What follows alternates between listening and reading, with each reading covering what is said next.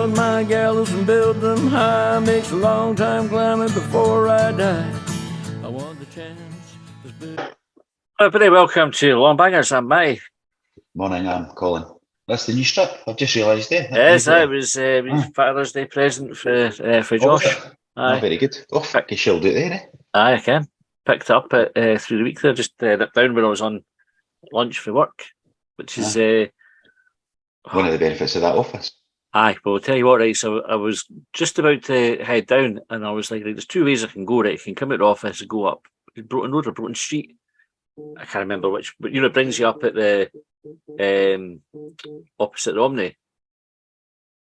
And I could go up there, turn down towards Leith Walk and go along London Road, or I could cut along past the Tesco at Cannon Mills and go along Pilrig Street and cut across that way. So that was the route that I chose.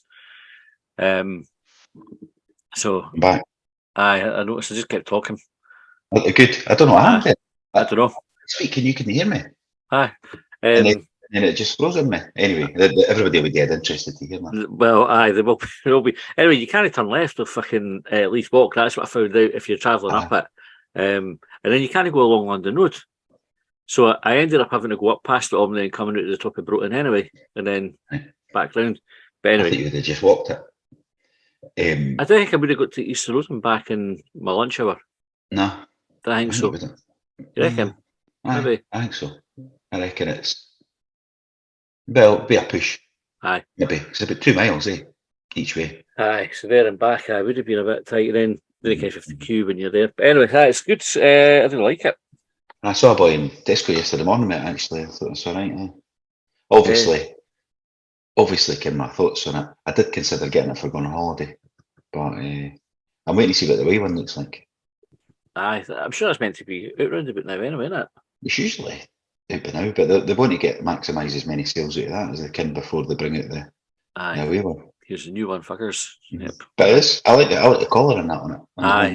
Quite like it. It's a good fit for the more rotund gentleman as well. Is it? Because you read that all the time, mate. It's like I've seen somebody posting the sizes of the strip, and like a large is like a 42 chest or something, and you think, is that a large? Like really? Because that's a medium normally, I think. Aye. But aye. So you're. How high does it go? Did you notice? Is it up to like your 6XLs? I don't know. I never noticed that. I'm on a double XL, which is like shocking anyway, right? But I never looked. No, but I mean, much above that. Aye, well, it does though sometimes, because like you see them at the end of the year, when they sell them off at the end of the season, and that's the ones that some of them are usually left because obviously get a number in. You should never be wearing a strip in that. Well, I don't think. Well, they're made for them. I know, again, you disagree. People can wear what they want. Like I said about everything.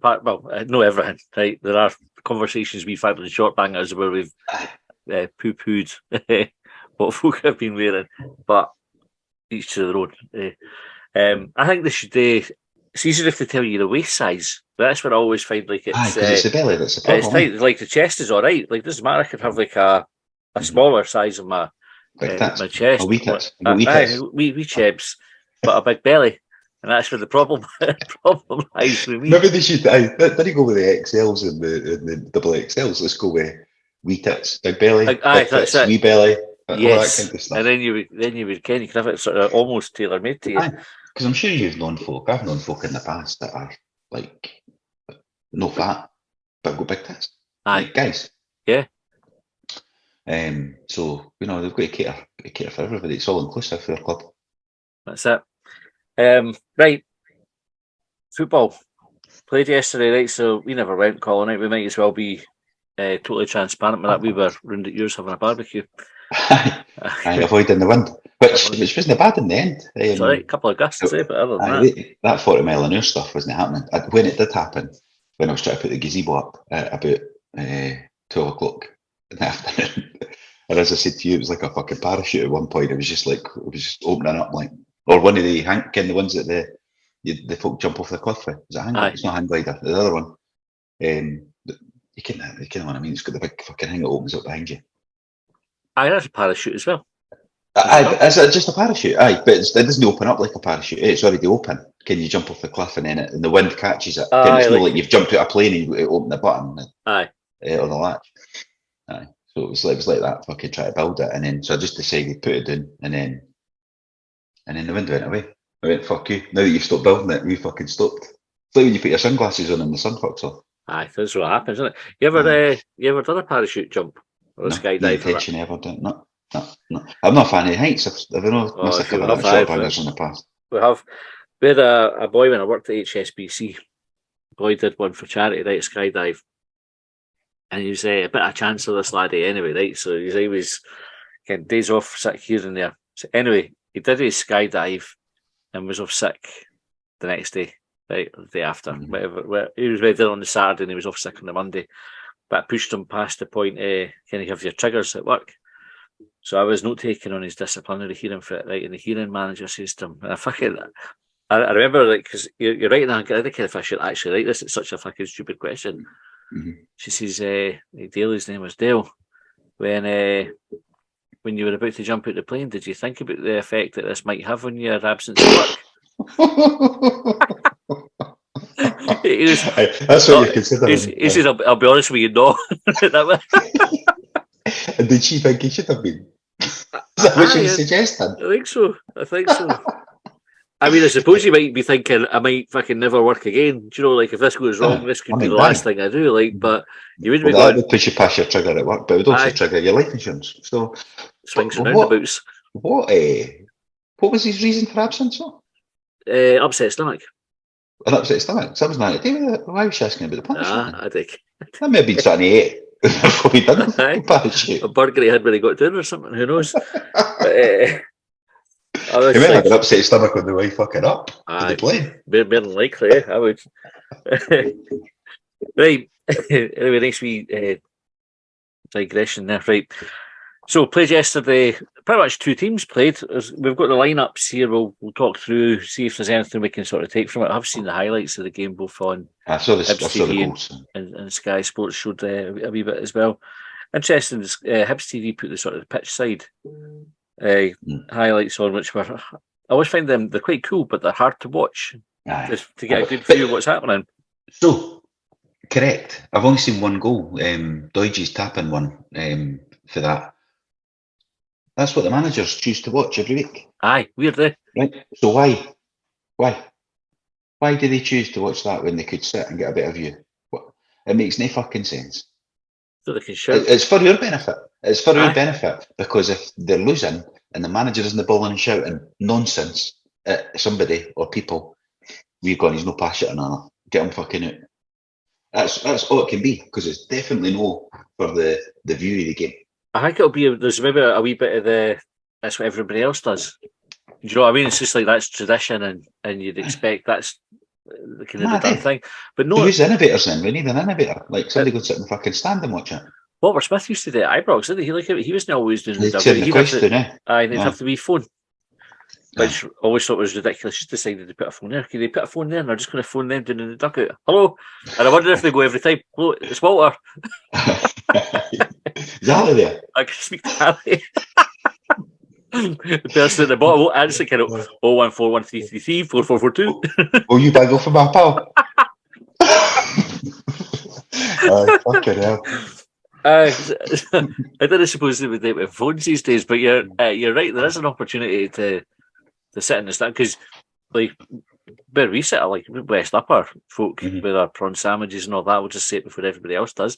You get a cracking view of the game. Like, really, you sit in the, because you're just along to the black seats, aren't you, at the famous 5 then? But in the middle there, in the director's seats, or the front row even, the black seats, even where we've sat with. When Greg had us along at and that was the back row of the lower tier, or when we had the other one early in the year, the Tornadoes, you were in the black seats, in the upper. You get a cracking view. You can see how the opposition's lined up properly and all that. Didn't tell me you can see that standing, you probably can, but not as quickly or not as well.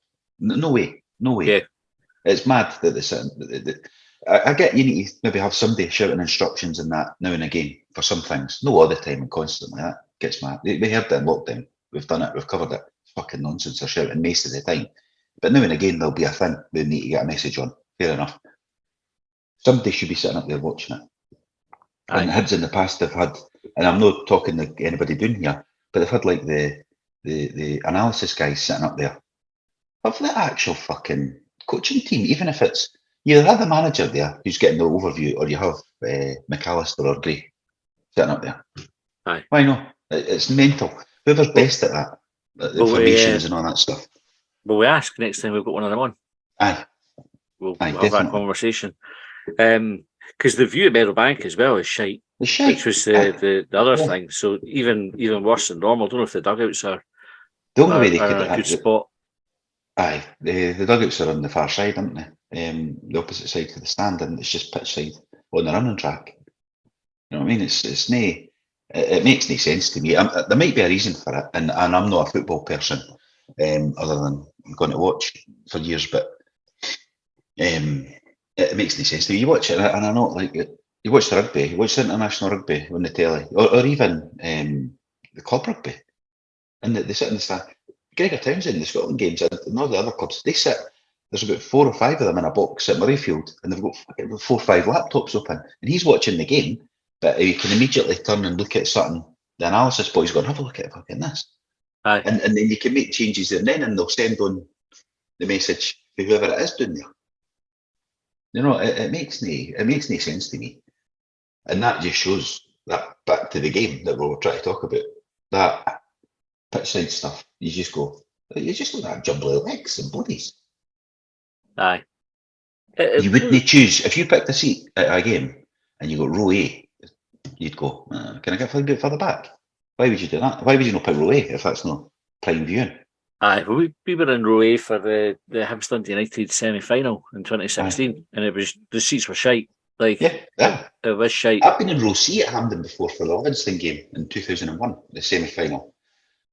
You can see fuck all. I watched the highlights at night when I got home, and I was like, is that what that goal was like? Because it was at the far end. Yeah. And that was fucking 3 or 4, row C or E. I can't remember. It was like first 4 or 5 rows anyway. 3 or maybe even row 3, yeah. And you could see fuck all. And that's Hampden, but they're choosing to do that. Although I suppose at Hampden, you do sit a wee bit up, but you have no choice. The dugout's in the sort of stand there. But makes no sense. That's another wee rant for no reason. Have we done it? Is that finished? Almost before. It's almost a half hour just on us talking about how we get to Easter Road for Tanfield, why you should sit in the stand. Right, first half then. So we've pretty much got 2 different Hibs teams here that were sent out. I don't think either really give us a sense of what the preference is for the starting 11. I thought at first glance at the starting 11 that we maybe had an idea, right? But you had Wallacott in goals, Miller. So just going to read it in the order that is on the team sheet rather than try to put everybody in position. What is that? Because it's not alphabetical order, so that must be numbers, is it? Squad number, maybe. Mm-hmm. So you got Wallacott, Miller, Yuan, Jago, Stevenson, Lefondre, Melkerson, Campbell, Rocky, McAllister, and Hasty. So I suppose the call-outs there, you've got debuts for Wallacott and Lefondre. I think it's McAllister's first team game as well. And Hasty. Hasty thinks defender. Did we sign him, or is he a laddie? Nah, young laddie come through. All right, good. I think so. Maybe a midfielder. It's funny, right? So I was talking to one of our friends yesterday when we were at your barbecue and saying like I didn't have time to be like totally like a nerd on anything. Like I just even things that I really like. And he laughed and he went, "You're joking." And I said, "Look, Kev, like with the Hibs stuff." I was like, "But honestly, like I didn't like. Obviously, I care enough about Hibs that we can talk." Is this the Hearts fan? Is this one of the Hearts fans? Yeah. But like, see, I still have to look up who we've signed. Do you know? I couldn't just rattle off Wallacott, Milligan, Cleese, Everett, right? Sessions. I couldn't just rattle off who it is that we've signed. I have to look them up. Even for the Twitter, I was like, who have we got so I can get a picture of them? Because I overheard you saying yesterday, because we were obviously 2-0 down, that we'll come to fight. You said I think it's pretty much a first team. But looking at that, I'm No, going, it's nowhere I think near it it. is, like, no. Aye, nowhere near it. So, apologies to young Master Hasty for us not being clued up on. No, but good luck. Yes, good luck and good to see you getting a game. Lafondre, I think hit the bar. I think he hit the post as well. A wee diving header that was in the highlights, and it was his header that the keeper saved. I think the Melkerson scored from to get a goal back. The goals we conceded were a bit sloppy. Neither of them were particularly good defending. Both ex-Hibs players as well, weren't they? Aye, there was. Sign them back. Why did we let them go? Aye, we have that. But Melker getting a goal was good. I think he missed a couple of chances. Yuan hit the bar, I think, with a free kick as well. Although I'm not sure if the keeper saved it, and that made it sound like it hit the bar, but the ball actually just went over, or if it, I don't think it really matters. It didn't go in. It's funny. I went on Hibsnet after the event, right? So when I got home, went to read the match thread, and folk were doing their fucking thing about it. Yeah. I told you that. I said that to you. You and Josh. I said that was what we were happening. Give somebody something I'm on about. Ideal. It was an ideal start to pre-season. Aye. Get everybody back in the groove. It's weird, like, because it's a training game. That's for the players. Oh, you see that? Players are back a week. 2 teams they played, and they still had subs left over. Yeah, according to this.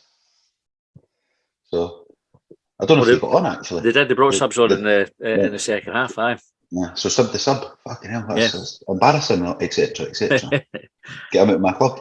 But folks saying there's no circumstances we should be losing 2 goals to Edinburgh City, and but not even in a fucking pre-season bounce game. That's what it is. Folk take these too seriously, man. I didn't even even if I never had that barbecue planned yesterday, which I have every year, and we missed the Clyde game last year because of that as well. I had no intention of going to that anyway. I would have sat in the fucking house rather than watch that yesterday. I've got no interest. Like again, we're sort of talking about it. I have no interest in it. But you're consistent with that because you say that every year with the friendlies. Whereas, like I like to be like that, but I probably would have went. Well, we only went. I went to Edinburgh City a few years ago, but it was because it was like the first game after we won the cup, and I worked beside. Mind Ross played for Edinburgh City at the time. You knew him after. I knew him at the time. You got to know him after, and that was why. That was 2 reasons I went. First game after the cup win at Meadowbank with a boy playing that's a Hibs fan that I worked beside. So, fucking hell. Like, who cares? Like, really? It's just about, as that showed, go and get a run about. You've been running about down at East Mains. We're running about in a game because it's different for running laps of the pitch or fucking drills that we're doing the training. That's all. That's what it is. Let's not treat it too seriously. Let's just keep but it's good to see. Keep it in perspective. Absolutely. Even the goals we got. Good that we got boys scoring goals. They're not going to be playing this season. Maybe Mackay will. So, it was good boys got a couple of goals because Johnson's probably thinking, that's good because I want to get rid of him. And if he's scoring goals, somebody will buy him. Somebody may be interested. So that's what I think his mind will be. I don't think that's going to make him, Johnson, go, oh, brilliant. I've got number 9 here because he'll be looking, he's trying to sign somebody. Yeah. And I hope I'm not talking Doyston too much there because I like him and he done well for us that season. And he seems a nice guy and he seems to like Hibs and Edinburgh and all that. Good. But like, if we're wanting to progress, I think the manager's going to be looking to be signing, whether it's Kukurevich or whoever, I don't know, but he's going to be signing somebody that'll be playing ahead of him. Even Lafondre will probably play ahead of him. So there's no, You've got Melkerson there as well, and we still don't know what's happening with McCurdy. It's interesting, McCurdy didn't feature at all yesterday, completely missing for the squad, as was Tavares. He wasn't there at all. And Boyle, obviously. Jake Doyle-Hayes, I think he still has his shoulder injury from... but was it a dislocated shoulder in the derby at the last game? Dislocated. It looked like I'm not sure. It looked a badge in. Right, so anyway, they went in second, changed team at half time. Second half team was Marshall, Hanlon, Newell, Henderson, Obita, Doige, Kenna, Mackay, Del Ferry, Molotnikov, and Megwa. So again, bit of mix of old and new and young. in there. And I think the second half performance, from what I read, was a level up from the first half. Well, but you look at the first three names there, and I think it's like your sort of three captains there, like in the team. Yeah. So it is a bit more, yeah. And then it does tail off. Sorry, that's harsh. I didn't mean that. But that's your three, what you would class as mainstays last season, weren't they? Yeah. And vocal captains, or were captains, even if they're no vocal, you know what I mean? But it's good that the young laddies got a run out. But that happens. It happens every year. We give the young laddies a run out, and then hopefully one or two of them stick. But you know, I'm disappointed. McIntyre, the Oscar, anyway. The other both of them are good players, but they never even got a start in either team. No, they both came on. I think it was only Boric that didn't play. Both the McIntyres came on in about halfway through the second half, so they got some game time. I looked at the goals looked quite good. Deutsch did well for this one. Actually, the move for Deutsch's first goal was good. Like a nice ball in from Obita to Henderson. His pass to Deutsch was really good because it looked like he was opening up to shoot, and he just it was like a perfectly weighted pass for Deutsch to score. Deutsch again did well for Mackay's goal, just sort of winning his battle on the left hand side, and then it was funny seeing him go to the byline. Because you never really sort of think of Deutsch as that sort of player, but he just got to the byline, cut it back, and put on a plate for Mackay to score.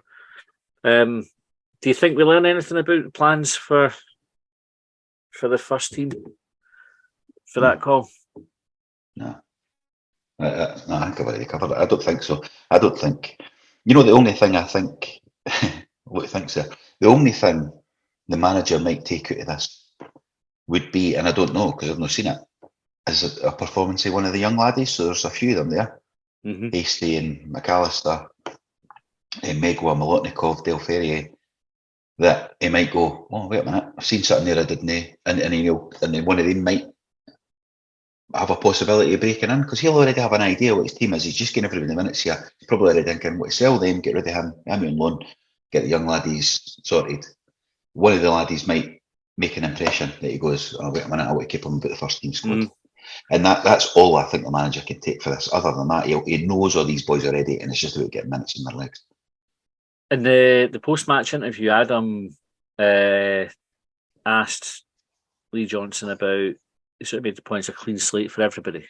And he sees why it is. But I think in reality, it's no a clean slate. I think there's anybody coming back that Johnson's going, start again. Like you said about Deutsch, I think he will already have made up his mind who he's wanting to keep and who he's wanting to move on. But I wonder if there is a question mark around some of the players like Kenner, like Melkerson, and Dan Mackay. Because you remember Dan Mackay last year when they went to Spain, he didn't even get a seat on the plane. Right, he got put out on loan. I think he had quite a good season. He's come in and featured in that game there. Kenner was obviously punted out on loan and has come back in and playing in the first pre-season game. And Melkerson, I don't know, Melkerson, I don't know whether Hibs are still, because we paid so much for him and invested that sort of, he's one for the future, and it was on quite a long contract. I wonder if he is genuinely let's give him another season and see how he does. There's no really a lot of harm in doing that with Melkerson, I think. No.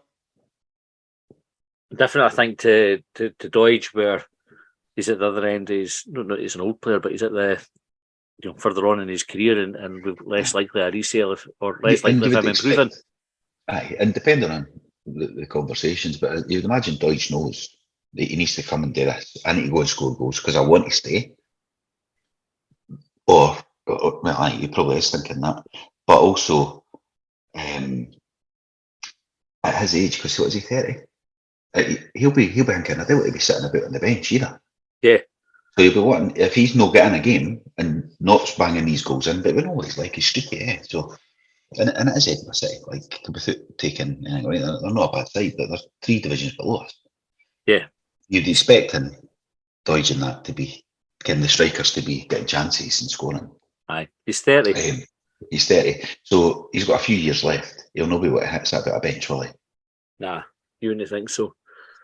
And And he did it last season. Last season, he had the hat trick, wasn't it? It was Clyde in the Challenge Cup, and that wasn't enough to kind of for him to keep a place at the team. I just think it's interesting. You don't know how much a manager looks at it and genuinely goes, like, let's see how to start the pre-season and whether it's worth maybe no spending money on bringing somebody else in, or if they just go, I already can. I genuinely think it's like I've got my ideas. Unless you absolutely fucking smash it, I'm not interested. But I think that's where a young laddie can come in and they go, they don't say about Josh Doig. Aye. Fucking, he came in fit as fucking strong. Like, we need to keep him in the squad because we're maybe thinking about putting him out on loan. It happens. It can happen for a young laddie. I just think an experienced older head like that is more unlikely to happen because they kind of know. I agree. I think the team now head off to Spain this week. They've got a couple of games. I think it's FC Europa. You heard of them before? Just when Hibs said that we were playing them. That was the first time. Aye. It's Lee Johnson is a step up next, like in terms of opposition. And they said FC Europa. Was it kind of if they're bigger and better than Edinburgh City or what? Yeah. I know absolutely nothing about them. Are they from Spain, or are they also in Spain on pre-season? Well, we'll look it up if they can, because I'm going to look it up because we're here. Because the other game we're playing is against Bournemouth, and Bournemouth would definitely be Are they for Spain? Or? Look them up, see where they're from. They're from Gibraltar, Europa. Yeah. And they compete in the Gibraltar National League. That's a step up for Edinburgh City, is it? Well, I don't know. I don't know if it is like I mean, the Gibraltar teams, they knock Hearts out of the Europa League a few seasons back. Oh, don't know. No idea. Or were they Maltese? I think they were Gibraltar. Maybe Maltese. It was one of these ones. We shouldn't laugh because we've got to go to Faroes or Andorra. Well, that's the thing. That's the danger. That's the fifth place danger, isn't it? That's what I was saying. Take the piss now, and it'll come back to bite us in the arse later on. So we'll no laugh at that. Then I will wait till we've negotiated that particular hurdle and are out the other side. Right, I think that'll do us for the day. There's not really much happening in the transfers. A couple of sort of wee rumours kicking about, but nothing really to talk about. Levitt one's the most, isn't it? Dylan Levitt. He would be a good signing, I think, Colin. Well, I've heard him. I can't actually remember. I think he's quite highly rated, or he seems to be. But and obviously we couldn't beat Dundee United last season, so let's take the best player then. Let's do it. Let's work to that approach. I think he's one that probably fits our profile of get him while he's young, pay a bit of money for him, and then sell him for more. Is it centre midfield? Aye. Like the Jago role? No, further forward, I think. Oh, so the 10, the sort of McGuinness, I think so. From having seen him, I think he's more like McGuinness than he is Jago. Right. So that's the position he'd be taking then. So that's the position I've been taking. He scores goals, he scores penalties. Is that him? No, that's the other one. No, I'm getting mixed up. That's McGrath, eh? There's McGrath here. Levitt scored some good goals. I think he scored a good one against Hearts as well. Sure, saw that in his highlights reel when I was doing a wee nose about. So that would be good.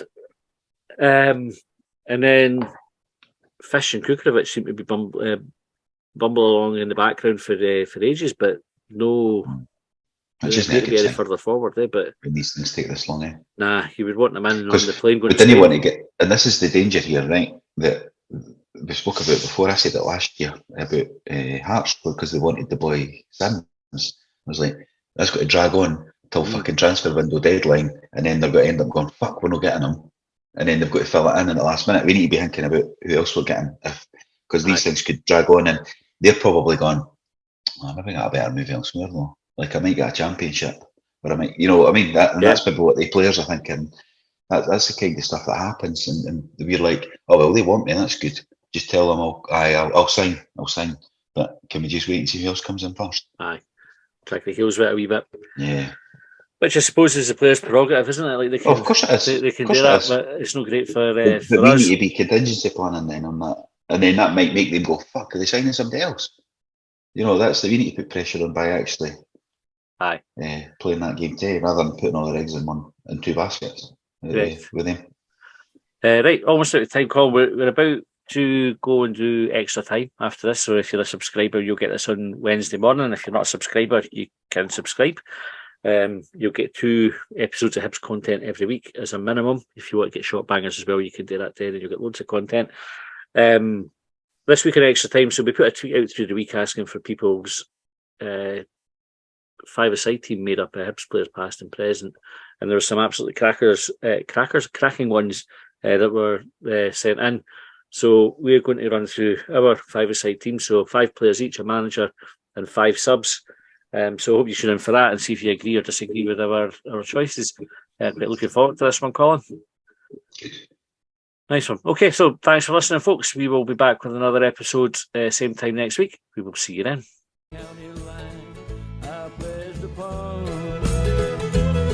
Well, they trailed me down when I broke free. I drank all the whiskey in Tennessee. I don't drink water, no.